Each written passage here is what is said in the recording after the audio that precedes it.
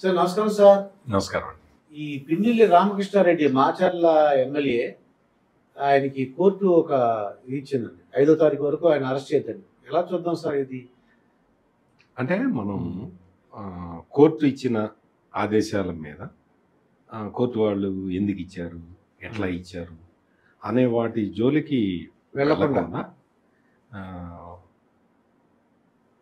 పిన్నెల్లి రామకృష్ణారెడ్డి చేసింది ఏంటి, పిన్నెల్లి రామకృష్ణారెడ్డి ఎట్లా తప్పించుకున్నాడు అంటే 5వ తారీఖు వరకే అనుకోండి, అరెస్ట్ కాకుండా ఎలా తప్పించుకున్నాడు అనే దాన్ని మీద మొత్తం సబ్జెక్ట్ ఈ ఎపిసోడ్ మొత్తంలో ఏం జరిగింది, ఎట్లా జరిగింది అనేది చూసుకుంటే మీకు కోర్టు ఇచ్చిన ఆదేశాలతోటి అంటే ఇంత ఉపోద్ఘాతం ఎందుకు చెప్తున్నానంటే కోర్టు ఇచ్చిన ఆదేశాలతోటి జూన్ 5 వరకు ఇతని మీద తదుపరి చర్యలు తీసుకోవద్దు అని కోర్టు చెప్పటంతో చాలామంది రకరకాల కామెంట్లు చేస్తూ ఉన్నారు.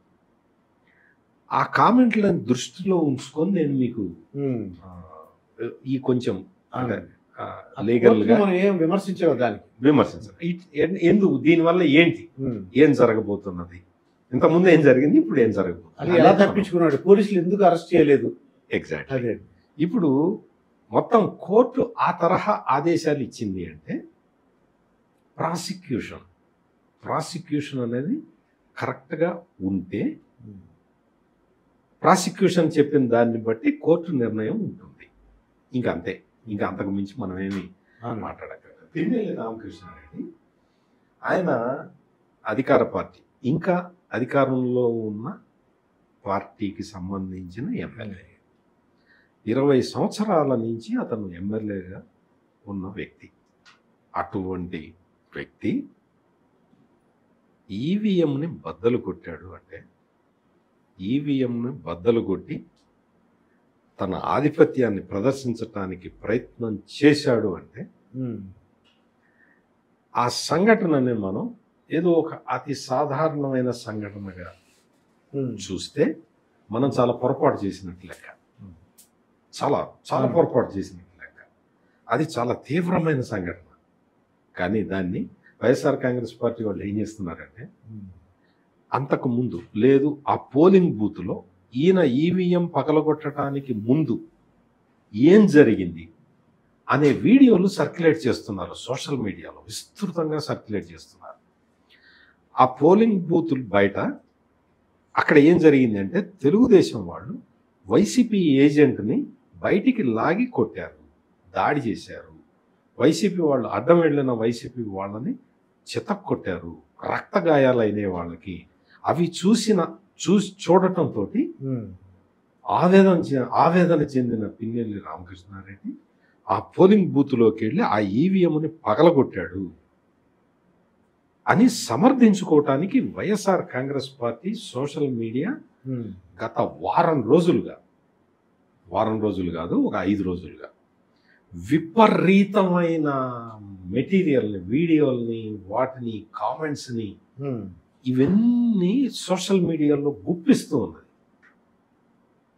అంటే తెలుగుదేశం వాడు దాడి చేశాడు, నువ్వు దాడి చేస్తావా? నువ్వు వెళ్ళి దాడి చేయటం అది వేరే విషయం, అది లా అండ్ ఆర్డర్కి సంబంధించి. నువ్వు వెళ్ళి ఏం చేసావు? అప్పటి వరకు ప్రజలు ఓట్లేసిన ఒక బ్యాలెట్ బాక్స్ని బద్దలు కొట్టావు. నువ్వు 20 కొత్త ఎమ్మెల్యేవి కాదు, కొత్త క్యాండిడేట్ కాదు, 20 సంవత్సరాలుగా ఎమ్మెల్యేగా ఉంటున్నా నువ్వు. అంటే ఎమ్మెల్యే అంటే ప్రజాప్రతినిధిగా ఉంటున్నా నువ్వు. ఎంతో ఎక్స్పీరియన్స్ ఉండాలండి, ఎంతో ఎక్స్పీరియన్స్ ఉండాలి, నీకు బాధ్యత ఉంటుంది, సమాజం పట్ల బాధ్యత ఉంటుంది, ప్రజాస్వామ్యం పట్ల నీకు గౌరవం ఉండాలి. ప్రజాస్వామ్య విధానంలో ఈ ప్రాసెస్లో ఏదైనా లోటుపాట్లు ఉంటే నువ్వు చట్టసభ సభ్యుడిగా 20 సంవత్సరాలు ఉన్న వ్యక్తిగా, నీకు చట్టాన్ని అమెండ్ చేసే అధికారం ఉన్న ఒక వ్యక్తిగా నువ్వేం చేయాలి? ఈవీఎంని బద్దలు కొడతావా? ఈవీఎంని బద్దలు కొట్టడమా నువ్వు చేయాల్సిన పని? నువ్వు చట్టసభల్లో ఉన్నావు కదా, నువ్వేదో మున్సిపల్ కార్పొరేటర్గా కాదు కదా ఉంది. అంటే ఎందుకు చెప్తున్నానంటే, ఆ తరహా యాక్షన్ చేసిన తర్వాత సమాజంలో ఈ సందేశాన్ని పంపించి వైఎస్ఆర్ కాంగ్రెస్ పార్టీ తన ఎమ్మెల్యేని కాపాడుకోవటానికి వివిధ రకాల ప్రయత్నాలు మొదలుపెట్టింది అని చెప్పటానికి నేను మీకు ఈ ఉదాహరణ చెప్తున్నా. ఓకే. అంటే తన ఎమ్మెల్యే ఒక ఆవేశంలో ఒక ఆవేదనతో తెలుగుదేశం వాళ్ళు రిగ్గింగ్ చేశారు కాబట్టి అది పగలగొట్టాడు అని చెప్పుకోవటానికి, ప్రొజెక్ట్ చేసుకోవటానికి వైఎస్ఆర్ కాంగ్రెస్ పార్టీ తీవ్రమైన ప్రయత్నం చేసింది. కట్ చేస్తే మాచర్లలో హౌస్ అరెస్ట్లో ఉన్న పిన్నెల్లి రామకృష్ణారెడ్డి హౌస్ అరెస్ట్ నుంచి బ్రేక్ చేసుకొని బయటికి ఎట్లా వచ్చాడు? హౌస్ అరెస్ట్ ని బ్రేక్ చేసుకొని ఒక వ్యక్తి బయటికి వెళ్ళిపోతే కన్సర్న్ పోలీస్ అధికారుల మీద యాక్షన్ తీసుకోవాలా వద్దా? ఇప్పటి వరకు తీసుకున్నారా లేదా? అంటే హౌస్ అరెస్ట్ ని బ్రేక్ చేసుకొని ఒక మనిషి బయటికి వెళ్ళిపోతే పోలీసులకి బాధ్యత ఉంటుందా ఉండదా? బాధ్యత ఉండాలి. సస్పెండ్ అవ్వలేదండి. వచ్చిన తర్వాత హైదరాబాద్ రావటం కూడా ఎట్లా వచ్చాడు? ఏదో బస్ ఎక్కి లేకపోతే రైలు ఎక్కి లేకపోతే ఆయన కారులోనో రాలే. ఒక ప్రముఖ టీవీ ఛానల్ విలేకరి అతన్ని తీసుకొని ఆ ఛానల్ లేబుల్స్ ఉన్న ఒక వ్యాన్ లో అతన్ని సురక్షితంగా ఆంధ్రప్రదేశ్ బార్డర్ దాటించి తెలంగాణ బార్డర్ లో ప్రవేశపెట్టి హైదరాబాద్ తీసుకొచ్చి వదిలిపెట్టి వెళ్ళాడు. అంటే నీ వ్యవస్థ, నీ ఇంత పెద్ద యంత్రాంగం, పోలీసు వ్యవస్థకి తెలియకుండానే ఇది జరిగిందా? పోలీసు వ్యవస్థకి తెలియకుండానే ఇది జరిగిందా? జరిగిన తర్వాత హైదరాబాద్ వచ్చిన తర్వాత ఇక్కడ ఒక ఛానల్కి, 1-2 ఛానల్స్కి ఆయన ఇంటర్వ్యూ ఇచ్చాడు.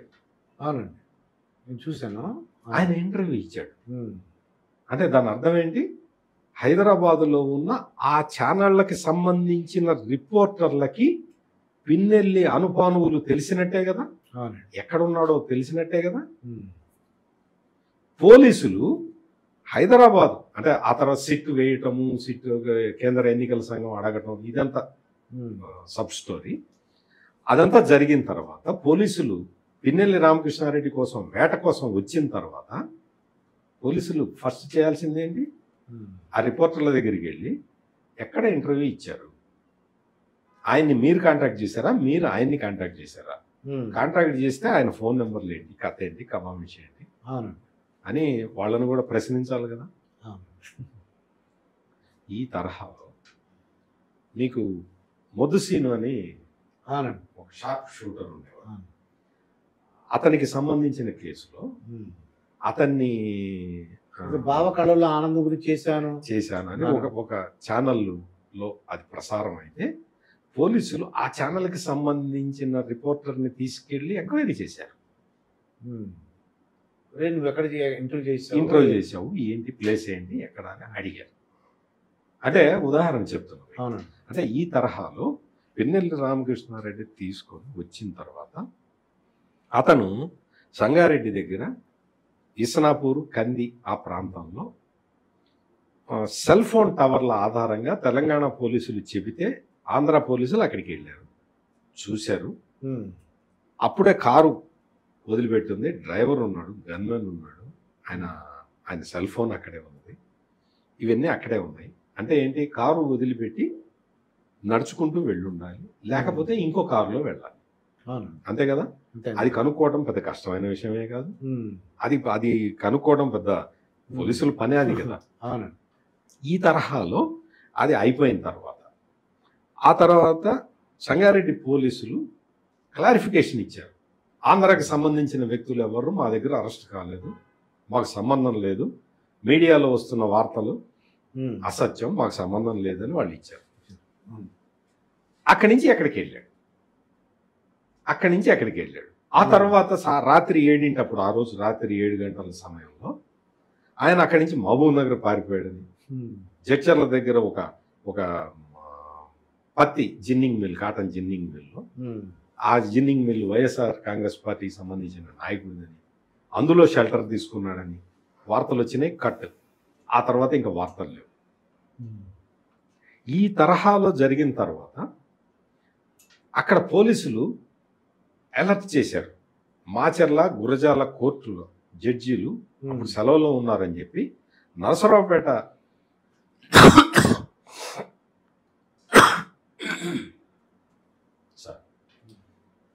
నరసరావుపేట మ్యాజిస్ట్రేట్ని పోలీసులు అలర్ట్ చేసిన విషయం అది కూడా బయటకు వచ్చింది. అంటే ఆ రోజు రాత్రి తెల్లవారుజాముకో ఎప్పటికో తీసుకొచ్చి మీ కోర్టులో ప్రొడ్యూస్ చేస్తాం సార్, మీరు కొంచెం మీరు అనుమతి ఇవ్వండి అని చెప్పి పోలీసులు అడిగినట్టుగా కూడా చాలా మందికి తెలుసు. మధ్యలో ఈ మధ్యకాలంలో ఏం జరిగిందో తెలియదు. అతన్ని అరెస్ట్ చేయలేదు, అరెస్ట్ చూపించలేదు, కోర్టులో ప్రొడ్యూస్ చేయలేదు. ఆ నెక్స్ట్ డే ఆయన కోర్టుని అప్రోచ్ అయ్యాడు. ఇంతకు ముందర అంటే ఇదంతా జరగడానికి ముందరే డీజీపీ ఒక ప్రెస్ మీట్లో మేము ట్రాక్ చేశాము, ఓ 2-3 రోజుల్లో పిన్నెల్లి రామకృష్ణారెడ్డిని అరెస్ట్ చేస్తామని చెప్పాడు డీజీపీ. అంటే డీజీపీ చెప్పాడు అంటే పిన్నెల్లి రామకృష్ణారెడ్డి అరెస్ట్ అవుతారని అనుకున్నారు అందరూ. అంటే ఉన్నాడు, పోలీసుల అదుపులోనే ఉన్నాడు అనేది బ్రాడ్గా మనకు తెలుసు. మరి అనూహ్యంగా అతను వెళ్ళి హైకోర్టుని అప్రోచ్ కావడం, అంటే వాళ్ళేం స్వయంగా వెళ్ళక్కర్లేదు, వాళ్ళు అడ్వకేట్కి వకాల్తా ఇస్తే అడ్వకేట్ వెళ్ళి చేస్తాడు. హైకోర్టుని అప్రోచ్ కావడం, హైకోర్టులో ప్రొసీడింగ్స్ నడవటం, ఆ తర్వాత జూన్ 5 వరకు అతని మీద ఎటువంటి యాక్షన్ తీసుకోవద్దు అని చెప్పి ఆదేశాలు ఇవ్వడం, ఇదంతా జరిగింది. అంటే ఈ లోపల ఏం జరిగింది, ఇస్నాపూర్ కంది దగ్గర ఒక సిరామిక్ ఫ్యాక్టరీలో ఆయన బస్ చేసి ఉన్నప్పుడు పోలీసులు పట్టుకున్న తర్వాత మరుసటి రోజు ఆయన కోర్టుకి వెళ్లే వరకు ఏమి జరిగింది అనేది ఒక సస్పెన్స్ హారర్ సినిమా తీయవచ్చు. ఇది బహుశా రామ్ గోపాల్ వర్మకి ఈ ఐడియా నేను మీ ద్వారా రామ్ గోపాల్ వర్మ కూడా ఇస్తున్నాను. ఓకే, ఇది చాలా మంచి స్టోరీ అవుతుంది, మంచి సబ్జెక్ట్ అవుతుంది. అందుకని అసలు ఏం జరిగింది అనేది నేను చిన్నప్పుడు STH అనండి ఒక లెసన్ చెప్పేటప్పుడు సస్పెన్స్ థ్రిల్లర్ హారర్ ఇది అటువంటిది. ఈ స్టోరీ ఆ మధ్యలో జరిగింది ఏంటి, రామ్ గోపాల్ వర్మ చాలా నచ్చుద్దండి, నచ్చాలి, మామూలుగా అయితే నచ్చాలి. ఆయన కొంచెం జగన్మోహన్ రెడ్డి మనిషి కాబట్టి ఇప్పుడు నేను చెప్పినవేవి రామ్ గోపాల్ వర్మకి నచ్చకపోవచ్చు. ఇదేంది ఈయన ఇట్లా చెప్తాడు, ఏం లేదు, ఏం జరగలేదనే ఆయన చెప్పొచ్చు. కానీ వాస్తవంగా ఏదో జరిగింది, సంథింగ్ హ్యాపెండ్. దానికి సంబంధించిన విషయాలన్నీ కూడా చాలా రహస్యంగానే ఉన్నాయి, ఇప్పటికీ రహస్యంగానే ఉన్నాయి. దీన్ని అంటే ఇది ఏంటంటే కూడా గమనిస్తూనే ఉన్నారు. పిన్నెల్లి రామకృష్ణారెడ్డి లాంటి వ్యక్తిని ఎందుకు అంటే అతని మీద ఉన్న కేసులు కానీ, అతను చేసిన పని కానీ, గతంలో ఉన్న కేసులు కానీ, వీటన్నిటి దృష్ట్యా కంపల్సరిగా కఠినమైన చర్యలు తీసుకోవాల్సిన అవసరం అయితే కనపడుతున్నది. ఇదేదో మనం ఒక పార్టీకి సంబంధించి లేకపోతే ఒక పార్టీకి సంబంధించిన వ్యక్తులుగా కాదు, సమాజంలో బాధ్యత గల వ్యక్తులుగా మనం ఖచ్చితంగా ఇటువంటి ఎలిమెంట్స్ మీద, అంటే ప్రజాస్వామ్య వ్యవస్థల మీద దాడులు చేసే ఎలిమెంట్స్ ని కట్టడి చేయాల్సిన అవసరం మాత్రం ఖచ్చితంగా ఉన్నది. ఇందాక చెప్పినట్టు ఈవీఎం బద్దలు కొట్టాడు, ఆ అడ్డొచ్చిన శాసగిరి అయిన ఆయన బుర్ర కూడా బద్దలు కొట్టారు, తల పగల కొట్టారు. చాలా దారుణం. ఇంకొక మహిళనైతే అదే పోలింగ్ బూత్ నుంచి బయటకు వస్తూ ఉంటే ఒక మహిళ అడ్డుకుంటే ఎందుకు ఇట్లా చేసాము అని అడిగితే ఆమెని అనకూడని మాట, అంటే మనం పబ్లిక్ లో చెప్పని మాట వాడి నీ అంతు చూస్తానా అని కూడా పిన్నెల్లి రామకృష్ణారెడ్డి అన్న వీడియోలు మనకి బయటకు వచ్చినాయి. కాబట్టి ఇవన్నీ కూడా చూడాలి. పోలీసులు ఫస్ట్ కరెక్ట్ యాక్షన్ తీసుకోగలిగితే ఇటువంటివి భవిష్యత్తులో జరగకుండా ఉండటానికి ఆస్కారం ఉంటుంది. ఇది మామూలుగా వదిలేస్తూ ఉంటే అందరూ చేస్తారు. అదే ఇదే అండి సత్యమూర్తి గారితో జరిగిన ఇంటర్వ్యూ. మరొక ఇంటర్వ్యూతో మీ ముందుంటారు మీ మాస్టర్ దుర్గాప్రసాద్.